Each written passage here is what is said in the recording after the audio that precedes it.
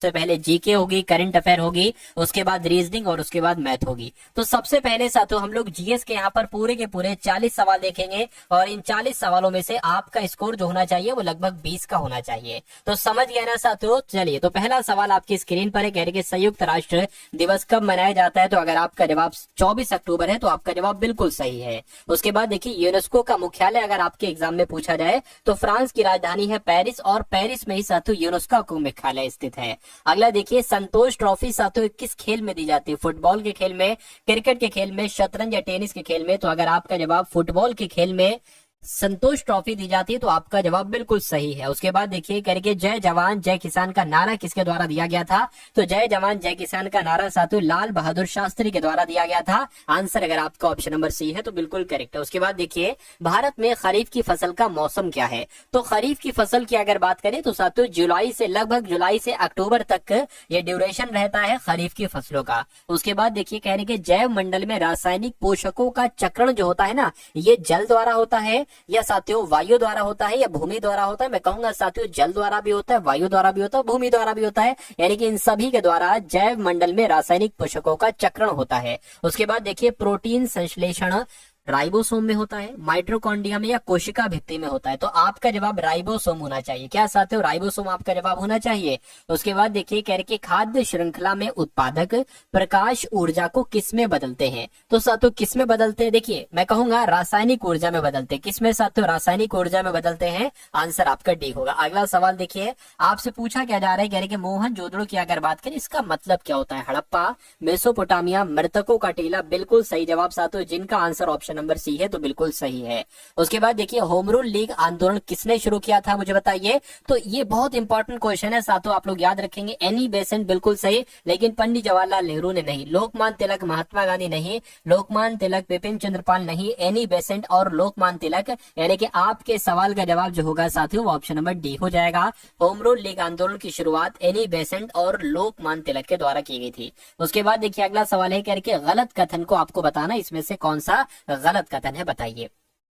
चलिए देखिए, विधानसभा के सदस्य की सदस्यता भंग की जा सकती है, ठीक है ना। चलिए कोई दिक्कत नहीं। कहने कि अगर भारत सरकार या किसी राज्य सरकार में लाभ के पद पर आसीन हो, तो ये बात तो बिल्कुल सही है। अगर है ना विधानसभा का सदस्य राज्य सरकार में लाभ के पद पर है तो उसकी सदस्यता को खत्म किया जा सकता है। अगर वो मानसिक रूप से विकृत हो तो तब भी उसकी सदस्यता को खत्म किया जा सकता है लोकसभा विधानसभा के सदस्य की। अगर वो दिवालिया हो जाए तब भी, लेकिन अगर उसकी आयु 30 वर्ष की हो तो ये कोई जरूरी नहीं है, ये कोई शर्त नहीं है कि अगर भाई 30 वर्ष के ऊपर का हो जाए तो विधानसभा के सदस्य की सदस्यता को भंग कर दिया। तो ये गलत है, तो यही आपसे पूछा जा रहा था। उसके बाद देखिए, अगला सवाल आपसे कहा जा रहा है कि नागार्जुन सागर बांध ये किस नदी पर स्थित है। तो ये तो सैकड़ों बार सवाल आपसे पूछा जा चुका है। नागार्जुन सागर बांध कृष्णा नदी पर स्थित है।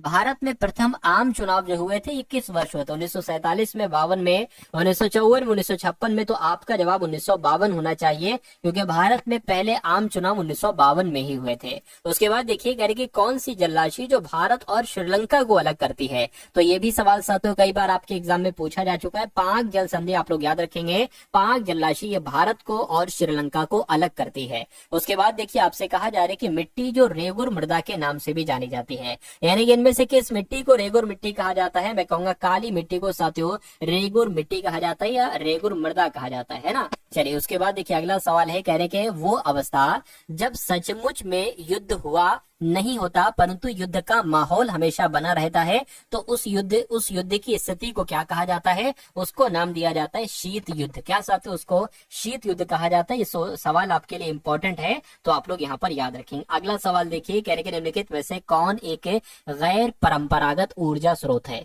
तो अगर बात करते हैं, देखिए ये तो परंपरागत ऊर्जा स्रोत है। पेट्रोल भी परंपरागत ऊर्जा स्रोत है और वायु पवन भी है, यानी कि, लेकिन डीजल जो है साथियों ये आपका गैर परंपरागत ऊर्जा स्रोत है, इसलिए आंसर आपका ऑप्शन नंबर डी हो जाएगा। अगला सवाल कह रहे कि निम्नलिखित में से संसाधन का कौन सा तरीका दुग्ध तथा दुग्ध उत्पादों के परिरक्षण में प्रयोग किया जाता है। तो अगर आपके एग्जाम में ये सवाल आ जाए तो आपको पाश्चुरीकरण बता देना है साथियों, है ना। कौन सा तरीका, मैं कहूंगा पाश्चुरीकरण जो है ये दुग्ध और दुग्ध उत्पादों के परीक्षण में इस्तेमाल किया जाता है। कह रहे कि राष्ट्रपति द्वारा राज्यसभा में मनोनीत सदस्यों की संख्या कितनी होती है, बस इतनी सी बात आपसे पूछी जा रही है।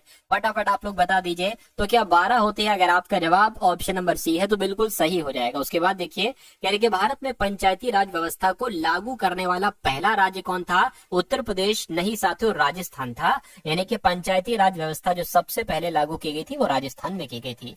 भारत में निम्नलिखित में से कौन सा प्रदेश झूम कृषि के लिए जाना जाता है?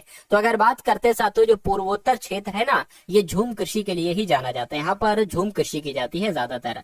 एक शहर मुझे बताइए, यानी कि वो शहर मुझे बताइए जो भारत की सिलिकॉन वैली के नाम से जाना जाता है।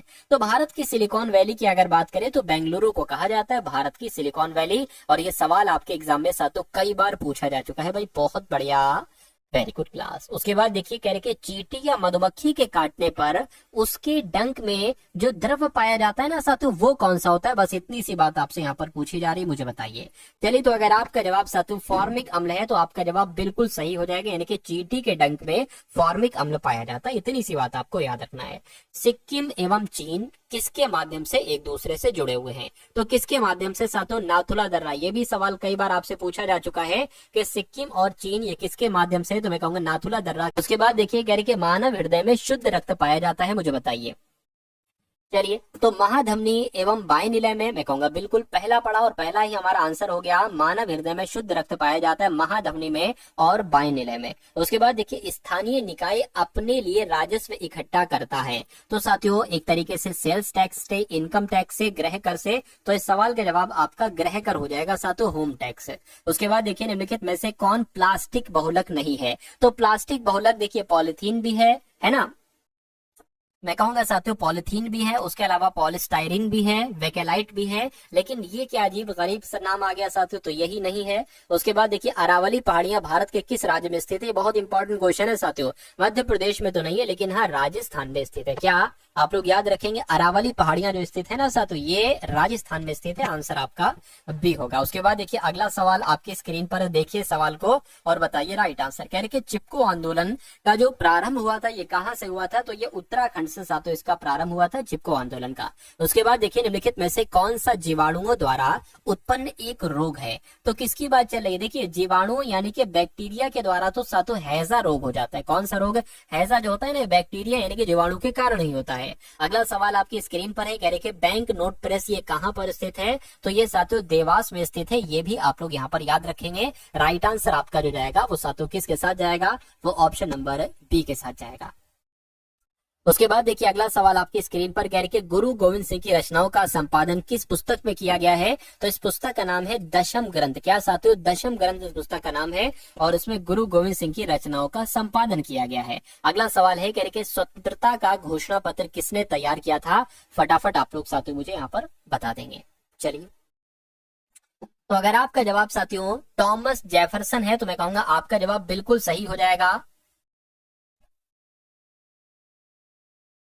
तो आंसर आपका ऑप्शन नंबर सी हो जाएगा। क्या हो जाएगा साथियों? ऑप्शन नंबर सी, यानी कि स्वतंत्रता का घोषणा पत्र किसने तैयार किया था? तो टॉमस जेफरसन इनका नाम है और इन्होंने ही साथियों ये घोषणा पत्र तैयार किया था। उसके बाद देखिए, अगला सवाल है, कह रहे कि शरीर में ध्वनि यंत्र को और क्या कहा जाता है? मुझे बताइए। तो इसको साथियों लैरिक्स नाम से जाना जाता है। किस नाम से? लैरिक्स नाम से जाना जाता है। ये भी इंपॉर्टेंट क्वेश्चन है। उसके बाद देखिए, 14वीं शताब्दी में मोरक्को के किस यात्री व इतिहासकार का न्याय व्यवस्थापक रूप में दिल्ली दरबार के मोहम्मद बिन तुगलक के द्वारा स्वागत हुआ था? तो किसकी बात चल रही है? इब्न बतूता की बात चल रही है। अरे भाई, मोहम्मद बिन तुगलक के शासनकाल में इब्न बतूता ही तो आया था।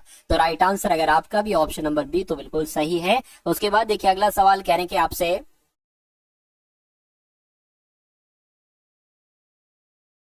कह रहे कि प्रथम मनुष्य निर्मित उपग्रह कौन सा है? फटाफट आप लोग यहाँ पर मुझे बता दीजिए। चलिए भाई, तो आप लोग याद रखेंगे स्पुतनिक 1 जो है, स्पुतनिक प्रथम जो है, ये प्रथम मनुष्य निर्मित उपग्रह। ये क्वेश्चन भी इंपॉर्टेंट है। अगला सवाल कह रहे कि भारतीय हिमालयी क्षेत्र की सबसे ऊंची चोटी कौन सी है? मुझे बता दीजिए। तो अगर आपका जवाब कंचनजंगा है तो आपका जवाब बिल्कुल सही है। उसके बाद देखिए, सरकार की ओर से भारत में महिलाओं के हित के लिए हित संरक्षण के लिए इनमें से किसका गठन किया गया था? तो किसका किया गया था साथियों? अखिल भारतीय महिला सम्मेलन का किया गया था? नहीं, राष्ट्रीय महिला आयोग का गठन किया गया था भारत में महिलाओं के हित संरक्षण के लिए, ये आपको याद रखना है। उसके बाद देखिए, श्री पद्मा स्वामी मंदिर कौन से राज्य में स्थित है? तो ये मंदिर की अगर बात करें साथियों, ये केरल में स्थित है। आंसर आपका रहेगा ऑप्शन नंबर सी के साथ, सी नहीं बल्कि बी के साथ। अगला देखिए, कह रहे कि निम्नलिखित में से अधातु तत्व में धात्विक चमक होती है। तो किसकी बात चल रही है? आयोडीन की बात चल रही है। इस अधातु तत्व में साथियों धात्विक चमक होती है आयोडीन में। आंसर आपका जाएगा सी के साथ। उसके बाद देखिए, अगला सवाल आपकी स्क्रीन पर है और आपसे कहा क्या जा रहा है साथियों, यानी कि अधात्विक खनिज का उदाहरण मुझे बताइए इसमें से कौन सा है? तो मैग्नीज आपका जवाब हो जाएगा। क्या मैग्नीज एक अधात्विक खनिज ही तो होता है। सूर्य के द्वारा विकिरण ऊर्जा का कारण क्या है? तो सूर्य के द्वारा विकिरण ऊर्जा का कारण नाभिकीय संलयन है, नाभिकीय संलयन जिनका आंसर है तो बिल्कुल सही होगा। उसके बाद देखिए, लोकतांत्रिक सरकार के 3 अंग होते हैं, तो वो अंग साथियों कौन कौन से होते हैं? कार्यपालिका, विधायिका, न्यायपालिका, या राज्य सरकार, केंद्र सरकार, स्थानीय सरकार, या प्रधानमंत्री, मुख्यमंत्री, राज्यपाल, या जज, वकील, कोर्ट? तो आपका जवाब होगा साथियों कार्यपालिका, विधायिका और न्यायपालिका। ये लोकतांत्रिक सरकार के 3 अंग है, ये बात आप लोग याद रखेंगे। उसके बाद देखिए अगला सवाल, जड़ की कोशिका में उपस्थित लवक को क्या कहा जाता है?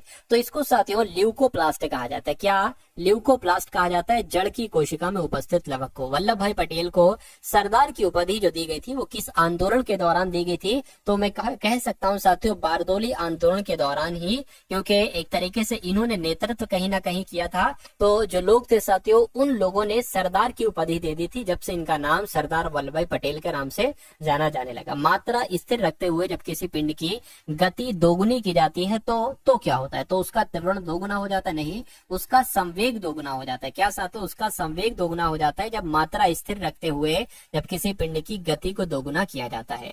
उसके बाद देखिए, कह के कहाँ हुई नीलामी में मराठा योद्धा रघुजी भोसले प्रथम की ऐतिहासिक तलवार को खरीदा गया है? तो क्या आपका राइट आंसर होगा लंदन, आपका सही जवाब हो जाएगा। यानी कि लंदन में हुई नीलामी में मराठा योद्धा रघुजी भोसले प्रथम की ऐतिहासिक तलवार को खरीदा गया है। अगला देखिए, करंट अफेयर के सवाल ये चल रहे हैं। उपराष्ट्रपति जगदीप धनखड़ ने किस राज्य के राज्यपाल पर पुस्तक का विमोचन किया है? तो मैं कह सकता हूँ किस राज्य की बात चल रही है साथियों, यहाँ पर उत्तर प्रदेश की बात चल रही है। उत्तर प्रदेश की अगर बात करें, यानी कि उपराष्ट्रपति जगदीप धनखड़ जी ने उत्तर प्रदेश के राज्यपाल पर पुस्तक का विमोचन किया है। उसके बाद देखिए, कह रहे कि किसे मुंबई पुलिस आयुक्त नियुक्त किया गया है? तो यहाँ पर आपका जवाब क्या हो सकता है मुझे बताइए। तो देवेन भारती आपका जवाब है, क्योंकि इनको ही मुंबई पुलिस आयुक्त नियुक्त किया गया है। अगला देखिए, कह रहे कि ब्लूमबर्ग द्वारा 2025 तक एशिया के टॉप 10 सबसे धनी लोगों में कौन शीर्ष पर रहे हैं? तो इनकी अगर बात करें, क्या आपका जवाब साथियों हो सकता है? एक बार मुझे बताइए। अगर आपका जवाब अंबानी है तो अंबानी आपका बिल्कुल सही जवाब है। उसके बाद देखिए साथियों, यहाँ से आपके सामने रीजनिंग के क्वेश्चन स्टार्ट हो चुके हैं। तो ये सवाल है आपकी स्क्रीन पर, गैर के नीचे दिए गए विकल्प आकृतियों में से उस आकृति का चयन कीजिए जिसमें प्रश्न आकृति छिपी है या निहित है। तो और गुणों को है ना घुमाने की अनुमति नहीं है। यानी कि अगर बात करें साथियों, ये जो आकृति आपको यहाँ पर दिख रही है, आपको बताना है कि ये सेम टू सेम आकृति के यहाँ पर आपको दिख रही है। मैं कहूंगा यहाँ पर तो नहीं दिख रही है ना, क्योंकि यहाँ पर एक ऐसे कोण आया है, ये देखिए 45 डिग्री का, लेकिन यहाँ पर 45 डिग्री का कोण नहीं बना है। यहाँ पर भी साथियों अगर बात करें नहीं बना है, और यहाँ पर भी नहीं बना है, लेकिन यहाँ पर बात करें यहाँ पर बना। देखिए एक ये लाइन आई है और एक ये लाइन है, तो कुल मिला के ये आपका जो होगा वो बिल्कुल सही जवाब हो जाएगा। पूरी आकृति जो है ना वो यहाँ पर सन्निहित है। उसके बाद देखिए अगला सवाल आपकी स्क्रीन पर है, कहने कि एक निश्चित कोड भाषा में टुवर्ड्स को 962147 लिखा जाता है, वांटेड को 213957 लिखा जाता है, तो वारंट को क्या लिखा जाएगा? ये बात आपको यहाँ पर बताना है। देखिए ऐसा कभी भी अगर आपके सामने 2 वर्ड्स हो और कुछ नंबर्स हो, फिर से एक वर्ड हो और कुछ नंबर हो, तो इसका मतलब ये होता है, हो सकता हो ये हो कि भाई 9 का कोड यानी कि सॉरी टी का कोड 9 हो, ओ का कोड 6 हो, डब्ल्यू का कोड 2, ये भी हो सकता है ना। चलिए अच्छा, यहाँ पर एक चीज और भी देखिए, डब्ल्यू यहाँ पर डब्ल्यू का कोड 2 है और यहाँ पर भी डब्ल्यू है और डब्ल्यू का कोड 2 है, यानी कि डब्ल्यू का कोड 2 ही आ जाएगा और ऑप्शन में भी स्टार्टिंग 2 से ही है ना। तो अब ए डबल आर देख लीजिए, ये ए हो गया, ए का कोड 1 हो गया, और डबल आर की अगर बात करें ये डबल आर है, है ना। डबल आर की बात करें, ये आर का कोड 4 है तो यहाँ पर सातों 4 4 आ जाएगा। अब ANT देखिए, ए का कोड यहाँ पर 1 है, और NT की अगर बात करें तो NT की बात करें, N आपका ये हो गया, T आपका ये हो गया, यानी कि 3 9 यहाँ पर हो जाएगा। तो कुल मिला के अगर बात करें, ये कोड कहाँ पर लिखा हुआ है, 2144 ये ऑप्शन नंबर डी में लिखा हुआ है, और यही आपका बिल्कुल सही और सटीक जवाब है। उसके बाद देखिए, आपसे कहा जा रहा है कि चींटी का संबंध बाबी से है, बत्तख का संबंध तालाब से, तो घोड़े का संबंध किससे होगा। देखिए, जैसे चींटी जो है ना, ये बाबी में रहती है, जहां रहती है चींटी उसको बाबी कहा जाता है। बत्तख तालाब में रहती है, तो घोड़ा कहाँ पर रहेगा साथियों, मान में रहेगा, नहीं अस्तबल में रहेगा, इसलिए आपका जवाब जो होगा वो अस्तबल हो जाएगा। उसके बाद देखिए, अगला सवाल आपके स्क्रीन पर है, कह रहे कि NRT के बाद MQS है, फिर LPR है, फिर KOQ है, तो उसके बाद आपको बताना है 3 लेटर यहाँ पर कौन से आएंगे। देखिए, अगर बात करें N से पहले M, M से पहले L, L से पहले K से पहले साथियों J आता है, और J यहाँ पर है, यहाँ पर है। उसी प्रकार अगर बात करें, देखिए R से पहले Q, Q से पहले P, P से पहले O, और O से पहले सातों N आता है, तो JN कहाँ पर लिखा हुआ है, ऑप्शन नंबर बी में लिखा हुआ है, तो यही आपका राइट आंसर हो जाएगा। उसके बाद देखिए सातों, ये अच्छे लेवल का क्वेश्चन है, इस क्वेश्चन को देखिए और बताइए सही जवाब आपका यहाँ पर क्या हो सकता है, फटाफट बताइए। देखिए, कह रहे कि 5 सहकर्मी है, जेई, एरॉन, बेन, कलोई और डेनियल। ये एक वृत्ताकार मेज पर केंद्र की ओर मुख करके बैठे, तो एक वृत्ताकार मेज हमने बना ली, और 1 2 3 4 और 1 5, यानी कि 5 लोगों के बैठने की जगह भी हम लोगों ने यहाँ पर बना ली। कोई दिक्कत नहीं। अब उसके बाद देखिए, कह रहे कि जय जो है ना, ये एरोन के ठीक बाईं ओर बैठी है, कैलोई जय के बगल में बैठी है, डेनियल एरोन के ठीक दाईं ओर बैठा है, जय के ठीक बाईं ओर कौन बैठा है। तो सबसे पहले कह रहे हैं कि जय एरोन के ठीक बाईं ओर बैठी है, तो एरोन को हम कहीं पर भी बैठा सकते हैं। मान लीजिए एरोन को साथों हम यहाँ पर बैठा देते हैं। एरोन की अगर बात करें, देखिए सबका मुंह केंद्र की तरफ है, तो एरोन का बायां किधर हो जाएगा, ये हो जाएगा, यानी कि जय जो होगी वो इधर बैठेगी। कह रहे हैं ना कि एरोन के ठीक बाईं ओर, एरोन के ठीक बाईं ओर जय बैठी है।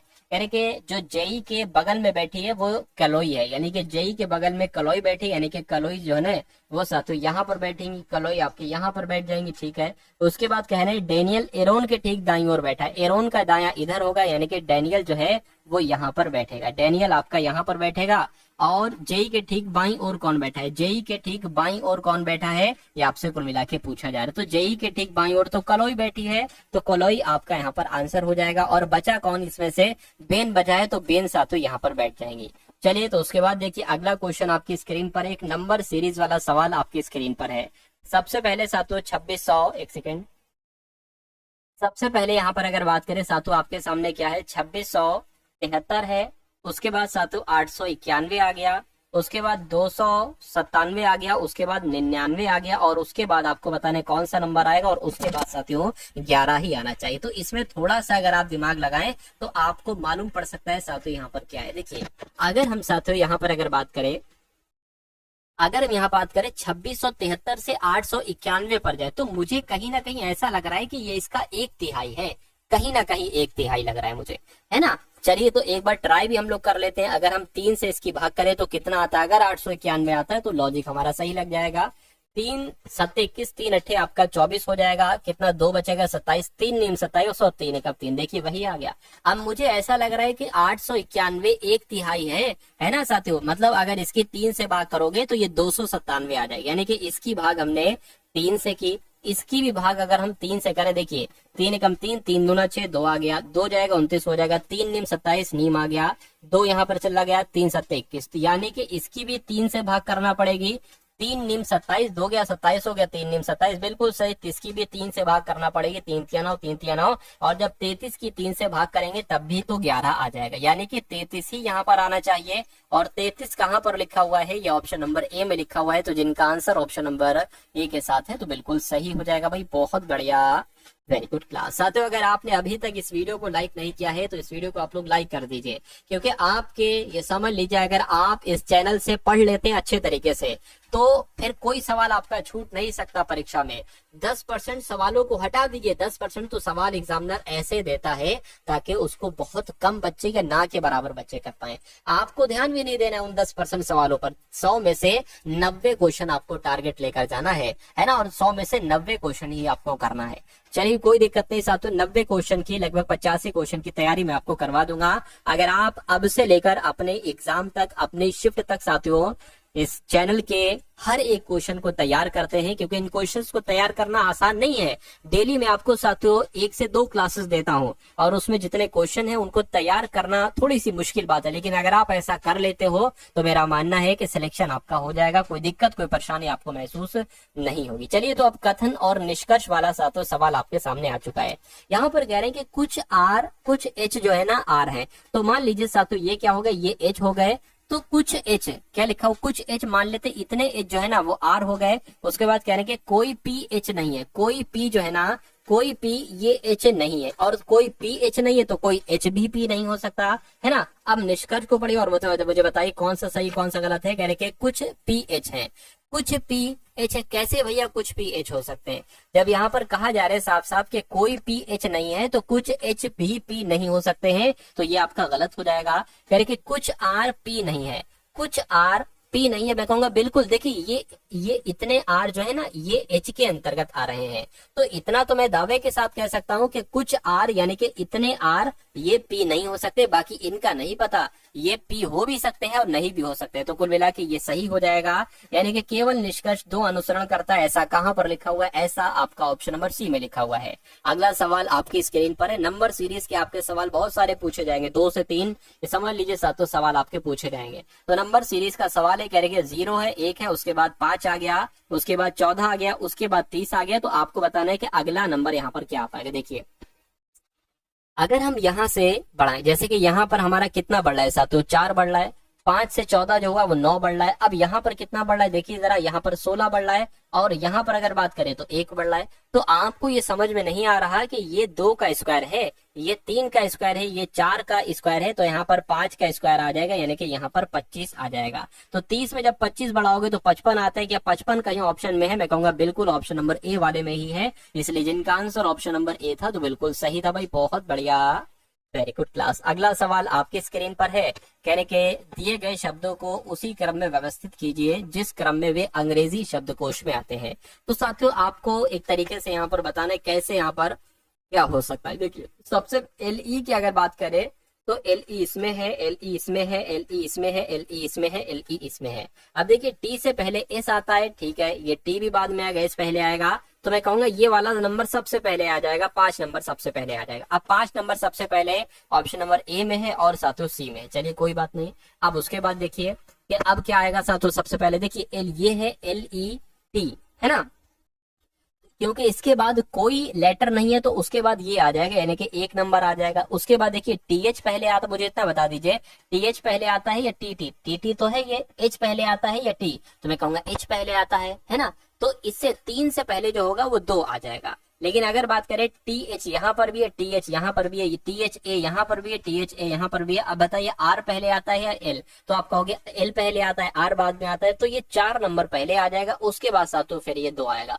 और फिर बचा खुचा कौन सा, तो यहाँ पर ये 3 वाला बचा, तो ये 3 सबसे अंत में आ जाएगा, यानी कि 514 23 कहाँ पर लिखा हुआ है, 514 23 आपका ऑप्शन नंबर ए में लिखा हुआ है। तो इस सवाल का जवाब आपका अगर है ऑप्शन नंबर ए के साथ तो बिल्कुल सही हो जाएगा।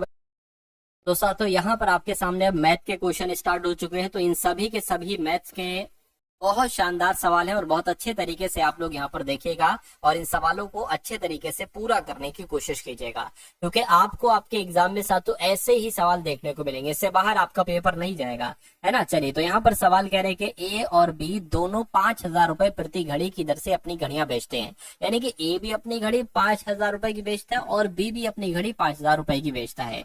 ए जो बेचता है ये 25% के लाभ के साथ बेचता है, यानी कि ये जो अपनी घड़ी बेचेगा ये 110% पर बेचेगा, जो कि 5,000 रुपए है। 5,000 रुपए में जब इसने घड़ी बेची ना तो सॉरी 25% लाभ है ना, तो 25% यानी कि 125% पर ये बेचेगा, तो 125% पर साथों ये बेचेगा, ठीक है, कोई दिक्कत नहीं। यानी जबकि बी इसको 10% की हानि पर बेचता है, यानी कि अगर बी की बात करते हैं तो 10% की हानि पर, यानी कि ये 90% पर बेचता है। कितने की बेचता है? 5,000 रुपए की ये भी बेचता है, ठीक है, कोई दिक्कत नहीं। तो कहने कि ए और बी के क्रय मूल्य का अनुपात क्या है? क्रय मूल्य क्या होता है साथियों? 100% की वैल्यू, यानी कि अगर 125% की वैल्यू 5,000 है तो 100% की वैल्यू क्या होगी, बस इतनी सी बात आपको बताना है। देखिए 5,000 के नीचे अगर आप ये 125 रख दोगे तो ये 1% की वैल्यू आ जाएगी। अब इसको 100% की वैल्यू बनाने बनाने के लिए इसकी गुणा हम 100 से कर देंगे, है ना। तो इसको साथों कैलकुलेट आप लोग करिए, 25 पंजे और 25 चौक, ठीक है ना, 5 एकम, ये 1000 आ जाएगा। तो कुल मिला के साथ 4000 आपका यहाँ पर जो आ जाएगा वो क्रैमूल आ जाएगा। किसका? ए का क्रैमूल आ जाएगा। अब ए का क्रैमूल 4000 आ चुका है। अब इसको भी देख लेते हैं, यानी कि 90% की वैल्यू 5000 है, तो 100% की वैल्यू निकाल लेंगे। ये साथों निकल आएगी आपकी 1% की वैल्यू, है ना। 1% की वैल्यू, 100% की वैल्यू निकालना है तो ये साथों आपकी 100% की वैल्यू निकल आएगी। तो अब साथों ए की वैल्यू निकल कर आई है 4000, बी की वैल्यू निकल कर आई है साथों कितना, 5000 गुणा 100/90। तो इसका अनुपात आपको निकालना है, तो इसका अनुपात साथों हम लोग निकाल देते हैं। 4000 अनुपात लगा लिया और साथों ये आपका 5000 हो जाएगा, गुणा आपका ये 100 हो जाएगा और बटे क्या हो जाएगा, 90 हो जाएगा। अब देखिए ये अनुपात जो होता है बराबर का काम करता है ना। 3 0 इधर के और 3 0 इधर के, ये कट जाएंगे।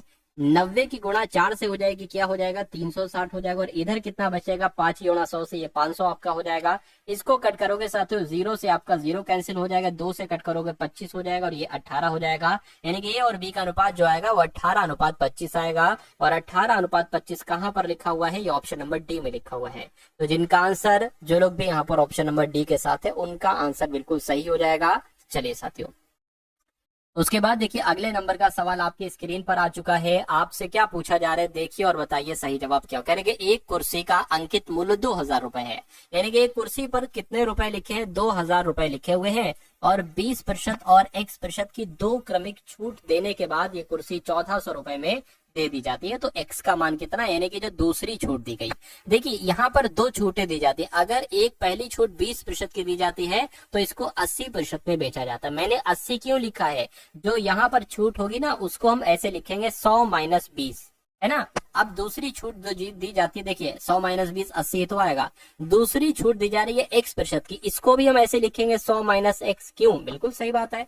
तो इसको भी साथों हम ऐसे लिख देंगे, है ना, 100 माइनस x है और बटे 100 आ जाएगा। तो जब 2000 पर ये 2 छूटें दी जाती हैं तो वो बिकती है 1400 रुपए की, तो बराबर आपका 1400 रुपए आ जाएगा। यानी कि आपको इन सब को कैलकुलेट करना और फिर x का मान आपको निकालना है, वही आपका आंसर जो है ना वो साथियों हो जाएगा। इतनी बात क्लियर है, ठीक है। चलिए अब अगर बात करें, देखिए जो कट रहा है उसको कट करिए। 20 चौक और 20 पंजे कट गया पूरा। 5 से कट करेंगे साथियों, 5 चौक 00 आ गया। इन 2 0 से आपके ये 2 0 कैंसिल हो गए। 4 चौक 16, है ना, 16। और इधर क्या क्या है साथियों, इधर आपका एक तरीके से बात करें, या एक काम करिए 16 की 100 से गुणा करेंगे तो 1600 आ जाएगा, है ना। और इधर क्या आ जाएगा साथियों, 16 x आपका आ जाएगा। कोई दिक्कत नहीं। और इधर क्या आ गया साथियों, 1400 आ गया। अब देखिए यहाँ पर अगर बात करें, ये 16x है, उधर जाएगा तो ये प्लस का हो जाएगा, है ना। और ये 1600 जो लिखा हुआ था ना, ये 1400 उधर है तो इधर है साथियों, ये माइनस का आ जाएगा, माइनस का देखिए आ गया। तो अब क्या बचा आपके सामने, 16x बराबर 200 बचा। 16x बराबर साथियों कितना बचा, 200 बचा। अगले स्टेप में x बराबर 200 बटे 1600 यहाँ पर आ गया। इसको साथियों अब आप क्या कर सकते हो, इसको आप अब कट कर लो साथियों, 2 से कट करें। देखिए तो यहाँ पर क्या आ जाएगा, एक तरीके से 8 आ जाएगा और 100 आ जाएगा। इसको अगर कट करें, 8 एकम 8, 8 एकम 8, 2 बचेगा 20 हो जाएगा। 8 दूना 16 हो गया, है ना। 4 बचेगा, पॉइंट लगा दिया मैंने, 0 बढ़ गया। 8 पंजे 40, यानी कि 12.5% आ जाएगी x की वैल्यू। यानी कि अगर एक कुर्सी का अंकित मूल्य 2000 रुपए है, पहली छूट 20% की दी जाएगी और दूसरी छूट दी जाएगी साथियों कितने, 12.5% की, तो वो वस्तु 1400 रुपए में बेची जा सकती है। तो कुल मिला के आंसर अगर आपका है ऑप्शन नंबर सी, तो बिल्कुल सही हो जाएगा। अगले नंबर का सवाल आपके स्क्रीन पर आ चुका है, देखिए सवाल को और बताइए सही जवाब आपका क्या हो सकता है, बताइए। देखिए कहने की एक क्रिकेट टीम में 7 पुरुषों की आयु 26, 21, 25, 21, 29, 24, 28, 22 वर्ष है। तो उनकी औसत आयु आपसे पूछी जा रही है। औसत आयु यानी कि एवरेज आपसे पूछा जा रहा है। तो जितने लोग हैं, 7 के 7 लोग हैं, सातों की आयु आप जोड़ दो और जितने लोग हैं साथियों उससे भाग करा दो। 29, 24 और 28 और साथियों 22, कितने लोग हैं, 1 2 3 4 5 6 7, 7 पुरुष हैं। तो इसकी भाग करा दो साथियों 7 से, आपका आंसर आ जाएगा, आपको औसत आयु मालूम पड़ जाएगी। तो जरा इसको जोड़ो, 8 और 2 10, 10 4 14, 14 आपका 9 24 और 23 हो जाएगा, 23 और 24, 24 और 29, 29 और आपका 35, 35 का लगेगा 5, हाथ से लग गया 3, 3 और 2 5, 5 6 7 8 9 10 11 12 13 14 15 16 17, तो यहाँ पर 17 आ जाएगा और 7 से इसको भाग दे देना है। 7 दूना 14 हो जाएगा, कितना बचेगा 3 बचेगा, 35 हो गया, 7 पंजे 35 हो जाएगा, यानी कि जो औसत निकल कर आएगा वो कितना निकल कर आएगा, वो साथियों 25 निकल कर आएगा। 25 वर्ष इन सभी का औसत हो जाएगा। तो जिनका आंसर ऑप्शन नंबर सी के साथ है, मैं कहूंगा आंसर आपका बिल्कुल सही हो जाएगा। अगला सवाल आपकी स्क्रीन पर है, देखिए सवाल को, 2 सवाल और बाकी है, एक ये एक इसके अगला वाला। कह रहे कि 7 + 33 गुणा 44 ये भाग है, 44 भाग 2 और गुणा 5 गुणा 5। देखिए इसको अगर करोगे तो साथियों ये तो पूरा का पूरा 40 आ जाएगा, इसको करोगे तो ये 22 आ जाएगा, है ना, और फिर ये आपका कितना आ जाएगा 25 आ जाएगा। इसको आपको कैलकुलेट करना है ना। चलिए तो 25 चौक कितना हो जाएगा 100 और एक 0 लग जाएगा, 100 और एक 0 लगा दिया। अब इसकी गुणा 22 से कर लीजिए, 22 से गुणा करेंगे तो यहाँ पर साथियों 22,000 आपका आ जाएगा। 22,000 कौन से ऑप्शन में है, ऑप्शन नंबर डी वाले में। तो जिनका आंसर डी है तो बिल्कुल सही है। अगला सवाल और आज के इस वीडियो का अंतिम सवाल आपके स्क्रीन पर है। चलिए आपसे क्या कहा जा रहा है, कह रहे कि एक वर्ष में सपना का औसत मासिक व्यय वर्ष के प्रथम 3 महीने के लिए 1100 रुपए है। ठीक है, यानी कि वो शुरू के 3 महीने में मान लेते हैं जनवरी फरवरी मार्च, इन 3 महीने में वो 1100 रुपए खर्च करती है। अगले 5 महीने में यानी कि अप्रैल मई जून जुलाई अगस्त, इन 5 महीनों में साथियों वो 1000 रुपए खर्च करती है। और जो अंतिम 4 महीने बचे हैं ना, सितंबर अक्टूबर नवंबर दिसंबर, इन 4 महीनों में वो 1200 रुपए खर्च करती है। यदि कुल वार्षिक बचत है ना वो 1300 रुपए थी, कितनी थी साथियों, अगर वो यहाँ पर बात करें साथियों 1300 रुपए थी, तो सपना की औसत मासिक आय आपसे यहाँ पर पूछी जा रही है। अच्छा यहाँ पर देखिए हमें खर्च भी पता चल जाएगा और यहाँ पर साथियों क्या बचत भी है, क्योंकि साथियों आप सभी को पता है कि आय बराबर क्या होता है, आय बराबर होता है खर्च और प्लस बचत, है ना, खर्च प्लस बचत। बचत यहाँ पर आपको दे रखी है तो वो यहाँ पर लिख देना। खर्च अभी मैं आपको बता रहा हूँ, खर्च और वह एक ही बात होती है। खर्च मैं आपको अभी बता रहा हूँ कैसे आप खर्च निकाल सकते। देखिए 3 महीने के लिए 1100 रुपए है, 3 महीने के लिए 1100 रुपए है, यानी कि 1100 रुपए पर महीना, है ना, 1100 रुपए पर महीना। तो ये साथियों शुरू के 3 महीने में कितना हो जाएगा, मैं कहूंगा 3300 रुपए हो जाएगा। अगले 5 महीने के लिए 1000, तो ये 5000 हो जाना चाहिए। तो साथियों 5 गुणा यहाँ पर 100 लिख लेंगे आपको समझाने के लिए। और अंतिम 4 महीनों के लिए 1200 रुपए थी, तो 12 चौक 48, यानी कि 4 गुणा 1200 यहाँ पर आ जाएगी, है ना। इसको जरा करिए तो ये आपकी 3300 आ गई, ये आपकी 5000 रुपए आ गई, और एक सेकेंड, और ये आपकी कितनी आ गई 4800 आ गई, 4800 यहाँ पर आ गई। अब इसको जरा कैलकुलेट कर लो, आपको खर्च पता चल जाएगा कि आखिर हाँ भैया इतना खर्च हुआ है ना। चलिए कोई दिक्कत नहीं, तो इसको प्लस करिए साथियों, है ना, 00000000 यहाँ पर आ जाएगा। 8 और 3 कितना आ जाएगा 11 आ गया, और ये 5 हो जाएगा, 5 5 10 हो जाएगा, ये 13 हो गया। यानी कि आपका जो खर्च निकल कर आया है वो कितना निकल कर आया है, वो 13,100 रुपए निकल कर आया है। अच्छा बचत यहाँ पर भी है, बचत कितनी है, बचत है साथियों 1300 रुपए, बचत कितनी है 1300 रुपए। तो खर्च पता चल गया, बचत पता चल गई, आय तो हम ऐसे निकाल सकते हैं, मासिक आय आपकी पूछी जा रही है, ये 12 महीने की आय निकल कर आएगी, ये बात ध्यान रखिएगा। देखिए 00 है तो 00 यहाँ पर आ जाएगा, और 3 और 1 4 हो जाएगा, 1 और 3 4 हो जाएगा, और ये 1 आ गया। यानी कि 14,400 जो निकल कर आई है वो 12 महीने की सैलरी निकल कर आई है, 12 महीने की आय निकल कर आई। लेकिन यहाँ पर पूछी जा रही है कि महीने की आय कितनी होगी। तो अगर साल में कोई 14,400 रुपए कमाता है, तो अगर मैं आपसे पूछूं एक महीने में कितने कमाते हो, तो उसको 12 से ही तो भाग देना है। अरे भाई ये 12 महीने की सैलरी है, एक महीने की सैलरी निकालने के लिए 12 से भाग दे दीजिए। 12 एकम 12, 12 दूना 24, 00 आ गया, यानी कि एक महीने की सैलरी उसकी 1200 रुपए हुई।